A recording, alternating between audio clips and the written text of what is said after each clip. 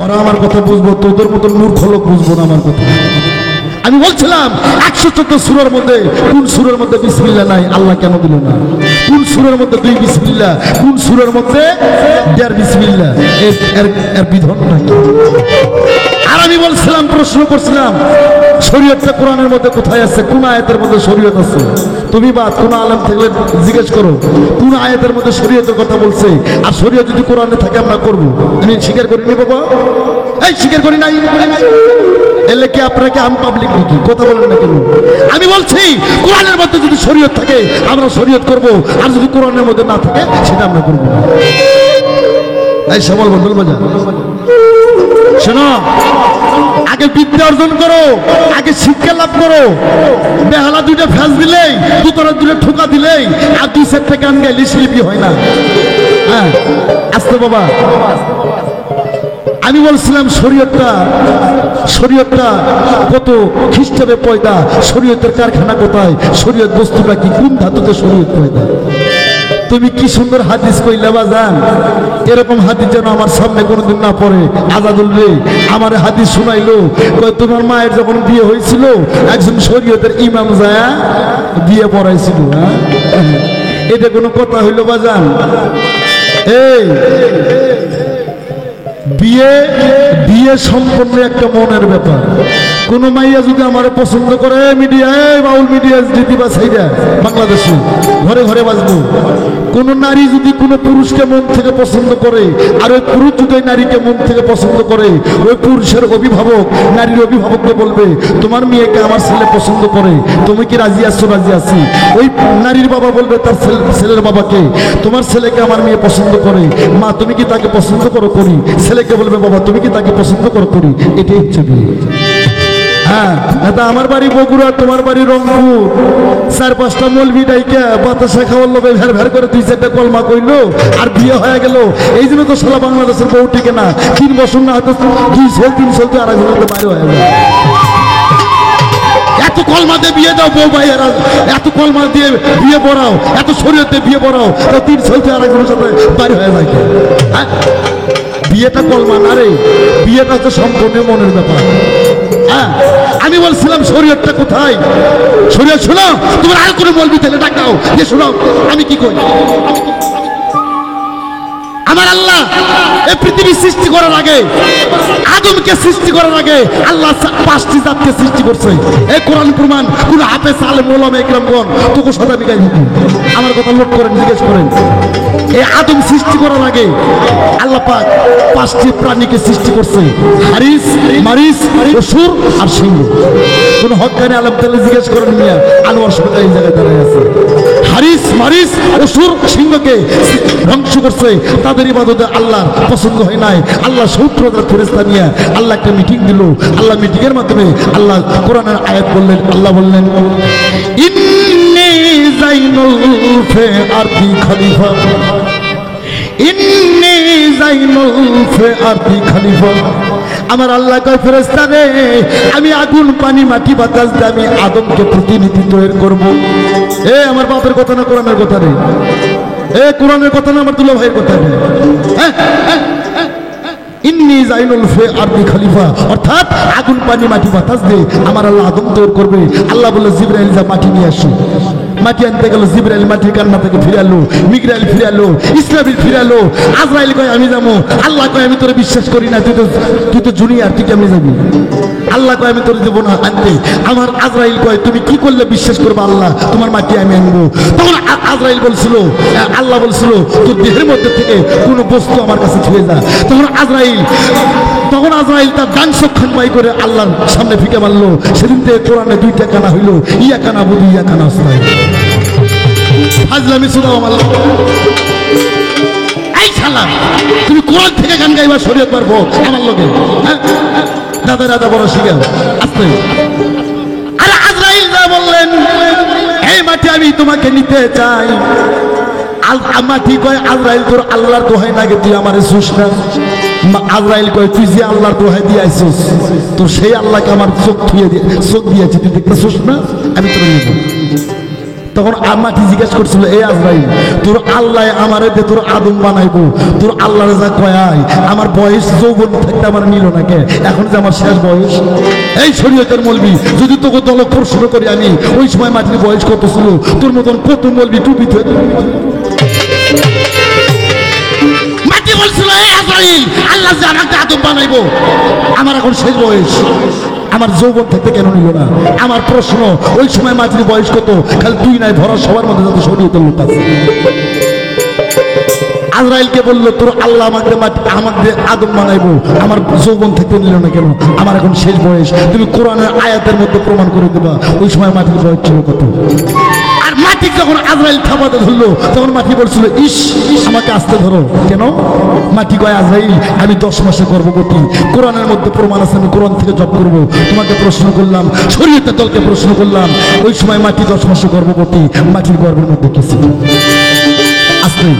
আদমকে বানাইলো, ইন্নি জাইনুল ফি আরদি খলিফা।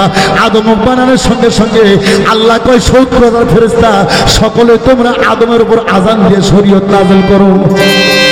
কয় নবীর উপর শরীয়ত আছে, নবীর উপর যদি শরীয়ত আছে থাকে 1,24,000 নবী, মোটামুটি 2,24,000 নবী, টাকা মেলে শরীয়ত ছিল না? হ্যাঁ, তারা কি বাদাম বেচে খাইতো নাকি? এত মতন সুদ খাইতো নাকি? হ্যাঁ, কোরআনে 70 প্রকারের পাপ, তার মধ্যে ছোট পাপ হচ্ছে মায়ের সাথে জিনা করা। সেই মায়ের সাথে 33 বার জিনা করে যে পাপ না হয়, একবার সুদ খেলে সেই পাপ হয়। আর শুক্রবারে মসজিদে যায় দেখবা সুদ খোরে ঘরে ভিড়ের যন্ত্রণায় কাতারে জায়গা পাওয়া যায় না। আর সুদ খোরের টাকাতে মসজিদ বানাইছো, সেই মসজিদের আনোয়ার সরকার টাকা ফাজলামি করো না।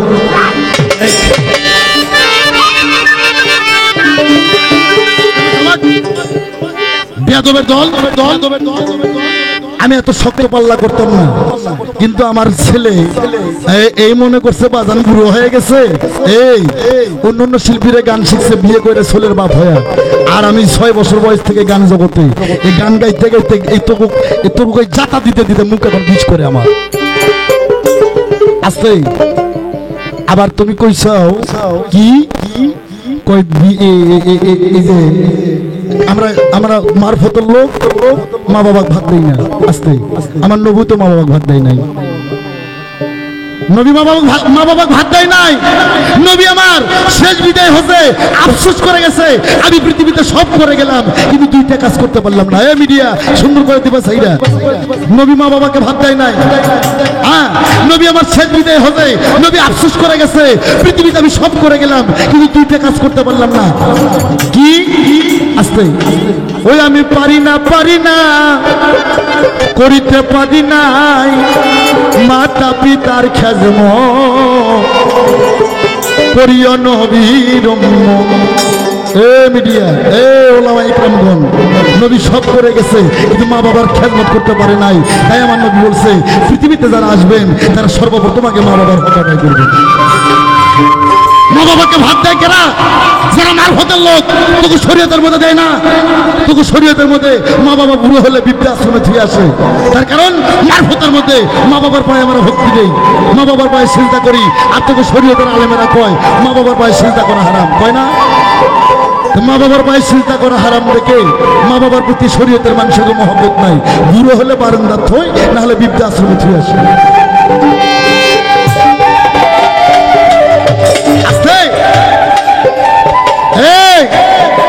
যেদিন থেকে মৌলবীরা হাদিস বাই করছে আল্লাহ ছাড়া মা বাবার পায়ে চিন্তা করা যাবে না, পীর মুর্শিদের পায়ে ভর্তি করা যাবে না, সেদিন থেকে বাংলাদেশে বৃদ্ধাশ্রম নামছে।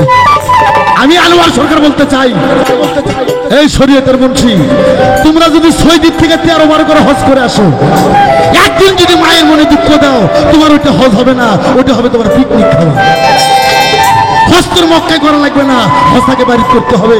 কি? আগে ঘুম থেকে উঠে মহব্বতে গর্ভধারীর মাকে সালাম দিয়ে মায়ের পায়ে হাত দিয়ে কদম মুছে করতে হবে। নবীর এক সাহাবা বলছিল, হুজুর সকালবেলা ঘুম থেকে উঠে যদি মা বাবার পায়ে হাত দিয়ে সালাম করা যায় কি হবে? ছোট বাজাও। আমার নবী বলছিল একটা আকবারি হজের সওয়াব হবে। ওই সাহাবা বলছিল, হুজুর যদি 100 বার কদম মুছে করা যায়, আমার নবী বলছিল 100টা কবুল হজের সওয়াব হবে। মারফত তো আমার মায়েরই পথ। শালা কয় কে আমরা বলে মায়ের খজমত করি না। মারফত মা মানে নিজ, নিজ মানে চিনা এবং জানা, নিজেকে চিনে যাই না, আল্লাহর কাছে প্রতিষ্ঠা করার নামটা হচ্ছে মারফত। আস্তে আবার কয় আলেম, আবার কয় নামাজ। আস্তে আমি কিন্তু চ্যালেঞ্জ করছি, 5 ওয়াক্ত নামাজের কথা কোরআনে নাই, কোরআনে আছে সালাতের কথা। কয় সালাতটাই কইরা দেখেন, এই শালা সূরা মারিস, এই তোর কোনো বাপ আলেম ধরে ডাক ডাক। সূরা মারিস আয়াত নাম্বার 23, সূরা মারিস আয়াত নাম্বার 23, ওখানে লেখা আছে দাইমুন সালাত। দাইমুন সালাত অর্থাৎ সর্বক্ষণ আমি সালাতের মধ্যে থাকি। কখনো না আজান দিব, আস্তে কখনো না আজান দিব, চলো ভাই নামাজ পড়বার যাই, ওই গনে গনে সময় আছে আমার। সূরা মারিস আয়াত নাম্বার 23, সূরা রুম আয়াত নাম্বার 17, ওখানে বলছে দিনে 2 বার, দিনে 2 বার পূর্বর গুণ কীর্তন করো, অর্থাৎ বেলা ওঠার সময় আর বেলা ঢেলে পড়ার সময়। আর সূরা মারিসের মধ্যে বলছে এবার 23 নম্বর আয়াতে বলছে দাইমুন সালাত, সারাক্ষণ আমি সালাতের মধ্যে থাকি। আর তোরা যদি 5 ওয়াক্ত নামাজ পড়ি সেটা তাহাওয়াত করো নামাজ। ফজর নামাজ নিয়েছে আদম সফিউল্লাহ, জোহরের নামাজ নিয়েছে ইব্রাহিম খলিলুল্লাহ। ইব্রাহিমের বাপের নাম ছিল আজর বামন, এর দুর্বীজের জন্ম, তাই হচ্ছে ইসলামের জাতীয় পিতা। এই ইব্রাহিম নবী নিয়েছে এবার জোহরের নামাজ, আসরের নামাজ নিয়েছে ইনুসুল্লাহ, ইনুসুল্লাহ। মাগরিবের নামাজ নিয়েছে ইসের হুরুল্লাহ, সেই ইসে নবীর বাপ নাই। মক্কার লোক যারা সন্তান মিলে গেলতেছে, কেউ কেউ কয় আল্লাহর বেটা।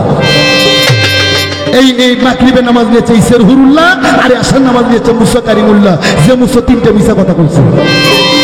হ্যাঁ, এই শরীয়তের মৌলবি তুমি কই তো দেখি, সেই নবীর উম্মত আমরা, সেই নবীর নামাজ কোনটা কোরআনের মধ্যে আছে? কোরআনের বাহিরে কথা কইলে সেই শালায় হোক চড়াইয়া দাঁড় ফেলাই।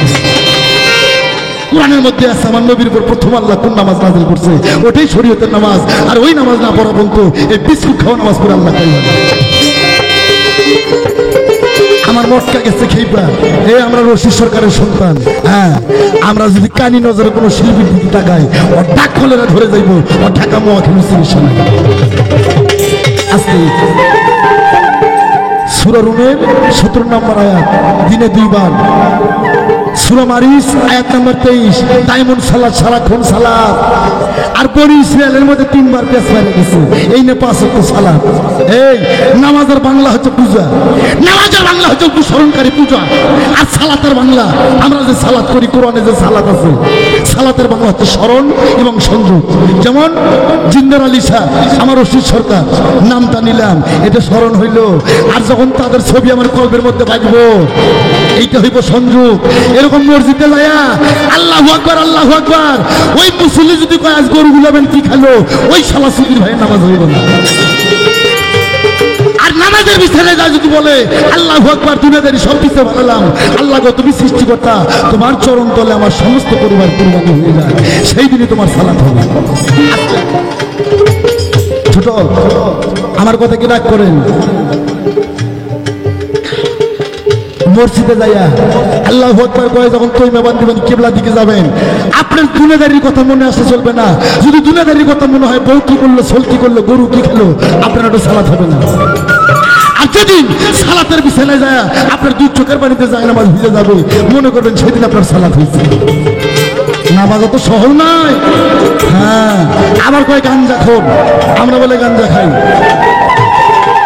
এই আমি আনোয়ার সরকার গাঞ্জা খোরের সাথে নাই, আমি গাঞ্জা খোরের সাথে নাই, আমি আছি সিদ্ধি খোরের সাথে। সিদ্ধি খায়া যদি আল্লাহর কাম করে, ওর জন্য সিদ্ধি জায়েজ, লেখে রাখেন। সিদ্ধি খায়া যদি আল্লাহর কাম করে, ওর জন্য সিদ্ধি জায়েজ। আর তোর মসজিদের সিন্নি খায়া যদি মানুষের বউ বেটি খেজে ধরে, ওই শালা সুধীর ভাইয়ের জন্য সিন্নি না জায়েজ। ওরে কালির এলাকায় আলেম হয় না গাইবে এলেম, যারো নাই রাস্তা গাইবে এলেম, যারো নাই নূর কালিরা জুদে মাকা কালির কালিতে কোরআন লেখা, যে পাইছে মুর্শিদের দেখা, কোনো এলেমে বাকি নাই, কালির এলাকায় আলেম হই না।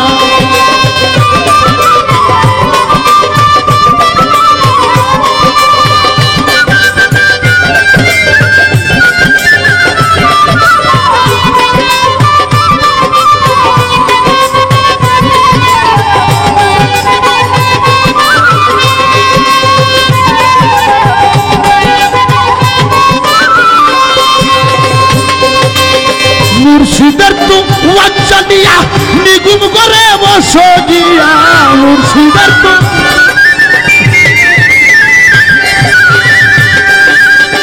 নিগুম ঘরে বসো গিয়া তার কলম যাবে জারি হইয়া কলম যাবে জারি হইয়া তুই চোখে দেখি আলেম খাই কালির লাগাই আলেম হই না গাইবে এলেম চারো নাই রাস্তা গাইবে এলেম চারো নাই নূর কালিয়া জুতে নাকা কালির কালিতে কোরআন লেখা যে পাইছে মুর্শিদের দেখা কোনো দেখার বাকি নাই কালির লেখাই আলেম হই না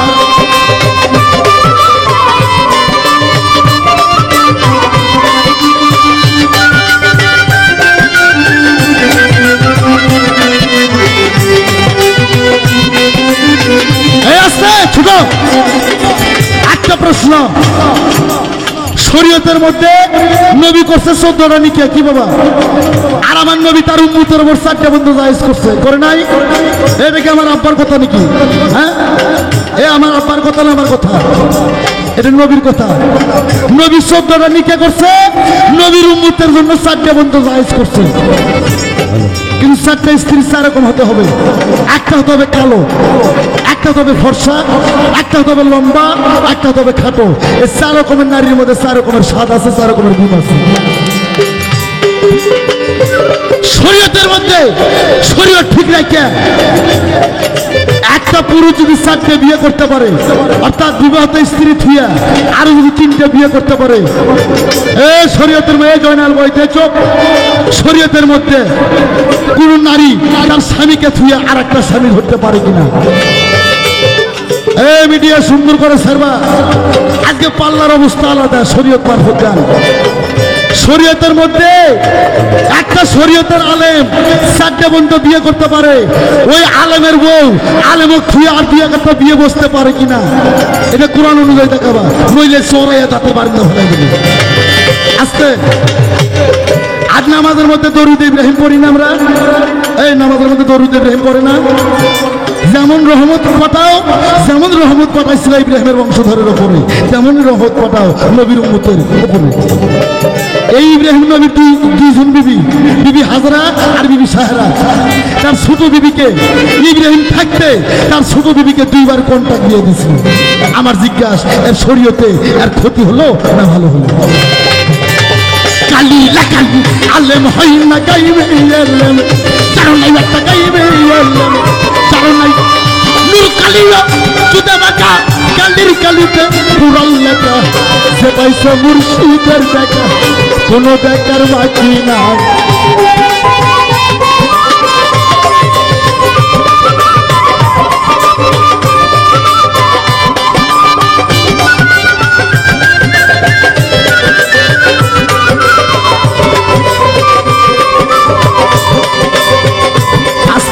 ছোট কোরআন বাবা নবী যখন মেহেরাজে যায় আল্লাহ জিজ্ঞেস করলো হাবিব তুমি কি কেন উম্মি এখানে জেনারেলের ছাত্র নাই উম্মি শব্দের অর্থ 2টা উম্মিতে মা বোঝা যায় আবার উম্মিতে মূর্খ নবী কি কোনো কলেজে পড়ছে বাবা নবী কোনো মাদ্রাসায় পড়ছে পড়ে নাই সে মানবের মহামানব আল্লাহ কয় জিবরাইল তুমি আমার বন্ধুর সিনার সঙ্গে সিনা লাগাও সিনা লাগাইলি আমার নবী বললেন বিসমিল্লাহির রহমানির রহিম ইকরা বিসমি রাব্বিকাল্লাযী খালাকানা ইনসানা আল্লাহ কয় আমার লগে হও আল্লাহর সামনে গেল আল্লাহ কয় বন্ধু আমার বর্জকের দিকে তাকাও বর্জক মানে চেহারা আল্লাহর চেহারার দিকে তাকাইলো আল্লাহ কয় বন্ধু চোখটা মুজাও চোখটা মুজালো কয় চোখটা খোলো চোখটা খুললো আমার আল্লাহ কয় বন্ধু গো তোমার সাথে আমার কত বছর কত হয়ে গেল আমার নবী কয় 27 বছর শোনেন নাই কোরআন হাদিস শোনেন নাই আমার আল্লাহ কয় বন্ধু 27 বছরে তোমার সাথে আমার কতগুলো কথা হলো আমার নবী কয় 96,000, আল্লাহ কয় 6 হাতে রাখলাম, 90,000 লৌহ মাহফুজে সংক্ষিপ্ত করলাম। দিনে দিনে আল্লাহর কোরআন বান্দার উপর হয় নাযিল। এই লৌহ মাহফুজটা এই মানুষের মস্তিষ্ক, এই মস্তিষ্ক থেকে মুখ দিয়ে যেটা কালাম রূপে বের হয় ওটাই কোরআনের আয়াত রূপে পরিণত হয়। তার কারণ এই কাগজের ছাপা কোরআন এটা আগে ছিল না, আগে ছিল দিল কোরআনের হাফেজ, নবী হাফেজ বানাইছে। এই হাফেজ যখন মারা যায় তখন আমার নবী কয় এই কোরআনটা ধরে রাখতে হবে। তখন হাফেজের মাথা থেকে তখন ওই হাফেজ সাহেবের লৌহ মাহফুজ থেকে মুখ থেকে আয়াত কালাম রূপে বের হয়ে কাগজ কোরআনে লিখিত হয়ে যায়। এই কোরআনটা হচ্ছে লৌহ মাহফুজ। হ্যাঁ, তাই 90,000 কালাম, 30,000 জাহিরি, 60,000 বাতনি, 30,000 শরীয়ত, 60,000 মারফত। একটা কথা কইছো খাজা বাবা তোরাই বতরে কোন বাবা? এই তোমাকে বিষ খায় মাইরা ফেলানো উচিত। হ্যাঁ, ভাত খাও তার ভাত আর ছিল না। হে হ্যাঁ, ভাত খাও তার ভাত আর ছিল না। এই বাংলাদেশটা ছিল ভারতবর্ষ, এটা ছিল হিন্দুস্তান। ও মৌলবি তোমার দাদার দলিল খুলে দেখো, সিরি টাইটেল আছে, ওরা ছিল হিন্দু, কোরস মুসলমান, তোরা সবাই কোরস মুসলমান। এটা ছিল ভারতবর্ষ। কোন শরীয়তের আলেম আসছে কি বাবা মুসলমান করার জন্য? হিন্দুরা লেখা যা বাবা রে, যারা ইমাম হাসান আলাইহিস সালামের বংশধর, শাহজালাল, শাহ কামাল, শাহ কোরআন, শাহ আলী, শাহ ভক্তালি, শাহ সুলতান, বাবা কবি কেরামত আলী শাহ, 360 জন আউলিয়া বাংলাদেশে আইসা গোরগোবিন্দ পরশুরামকে মাইরা তারাইয়া দিয়া বাংলাদেশটা স্বাধীন কইরা মুসলমান রাষ্ট্র বানাইছে। আর সেই অলিকে সালারা কয় খাজা বাবা তোরা ভেতরে কোন বাবা? লালন সাইজি তার গানের মধ্যে কই যিনি মুর্শিদ তিনি রাসূল, সে খোদাও সে হয়। এই কথা লালনে কয় না, কোরআনে কয়। হ্যাঁ, কোরআন সূরা ফাতহার মধ্যে তো বলছে, সূরা ফাতহা আয়াত নাম্বার 10 তার মধ্যে বলছে আল্লাহ কয় যারা মুর্শিদের হাতে বায়াত গ্রহণ করছে, যারা রাসূলের হাতে বায়াত গ্রহণ করছে, এটা রাসূলের হাত না, এটা আল্লাহর হাত। ছেলে টাপলামি করো না বাবা। হ্যাঁ, শরীয়তটা হচ্ছে ঘরের বেড়া, শরীয়তটা সমাজের মানুষ আমাকে ভাত খাবার দেবো না। লালন গান গাইছে যাই যাবে মোর জাতি কুলমান, তাতে ক্ষতি নাই যদি আমার প্রাণ বন্ধুরে পাই। আজ বলে কাল দুদিন হবে, কুলটি কারোর সাথে যাবে, আমি কুল ধুয়ে কি জল খাবো গো, কুলের মুখে ডুবেছে। বাবা তোমার শরীয়তটা তো সমাজ, মারফত সিরাতুল মুস্তাকিমের পথ, মারফত আল্লাহ রাসূলের পথ, মারফত অসীমকে চিনার পথ, মারফত আল্লাহকে চিনা এবং জানা, এমন মারফত। কালির এলাকায় আলেম হই না গাইবে এলেম, চারো নাই বেটা গাইবে এলেম, চারো নাই নূর কালিও জুদে মাকে কালির কালিতে কোরআন লেখা যে পাইছে মুর্শিদের দেখা, কোন এলেম বাকি না।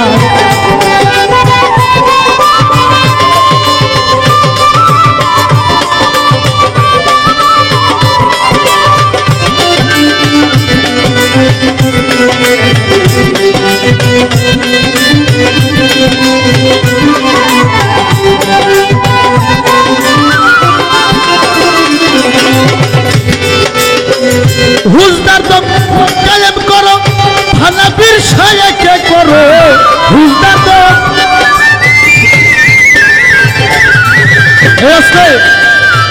এ মৌলবি তুমি কি ফানা ফিল্লা বোঝো?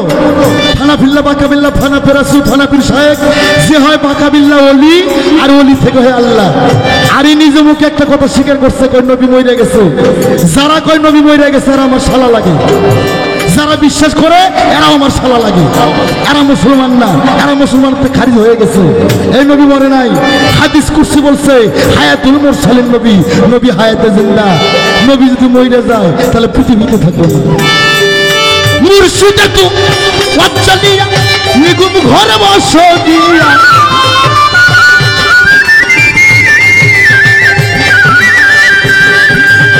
নিগুম ঘরে বস গিয়া কলব যাবে জারি হইয়া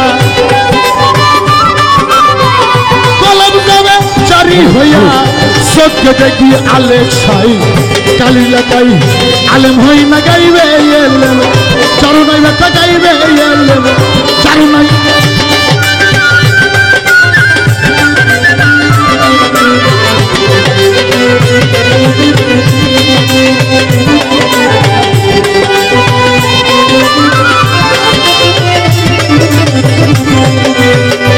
হুজদার তো কায়েম করো হানাফির শায়েখকে করো হুজদার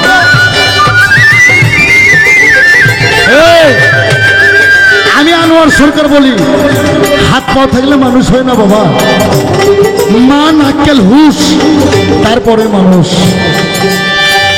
হুজদার তো কায়েম করো হানাফির শায়েখকে করো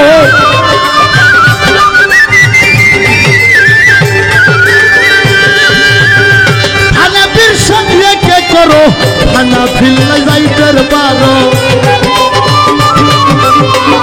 হানাফিল যাইতে পারো আর তোমার পারো না কালির লাগাই আলেম হই না গাইবে এলেম চারুনাই ব্যথা গাইবে এলেম চারুনাই নূর কালিও জুদে মাকা কালির কালিতে কোরআন লেখা যে পাইছে মুর্শিদের দেখা কোনো এলেম বাকি না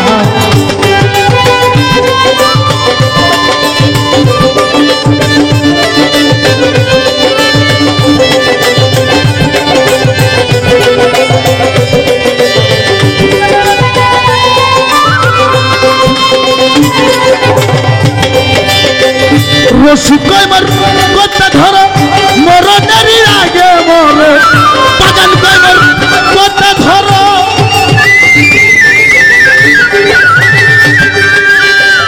মরণেরই আগে মরো মরার আগে মরতে পারো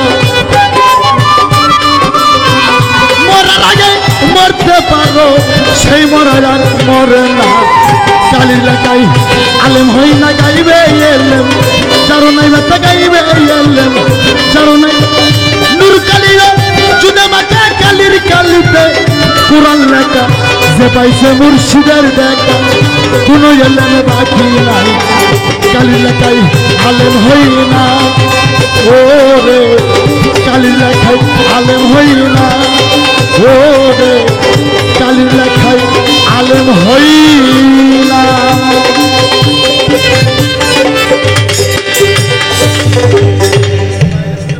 বেতাল হয়ে নাও তালে বাজাবো